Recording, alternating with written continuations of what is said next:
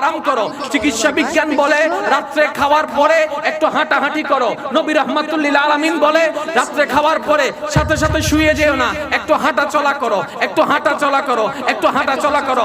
চিকিৎসা বিজ্ঞান বলে বেশি চিনি খেও না। নবী রাহমাতুল লিল আলামিনের হাদিস থেকে সেই জিনিসটাই পাওয়া যায়। চিকিৎসা বিজ্ঞান বলে এইভাবে এইভাবে খাবার খাও। নবী রাহমাতুল লিল আলামিন একই কথা বলে। চিকিৎসা বিজ্ঞান বলে খাইলেই পেট পাইলেই খাবার পাইলেই পেট ভরে খেও না। বর্তমান ডাক্তারও একই কথা বলছে, নবী রাহমাতুল লিল আলামিন যেটা বলেছেন। সুবহানাল্লাহ। তার মানে নবীর সুন্নতের দরকার আমাদের জীবনের জন্য। এবার আসেন, সারাদিন পরিশ্রম করে আমাদের কি যেতে হবে? ঘুমের জন্য ডাক্তারকে জিজ্ঞেস করেন সবচাইতে কোন পজিশনটা সবচাইতে ঘুম পারফেক্ট হওয়ার জন্য সবচাইতে ভালো।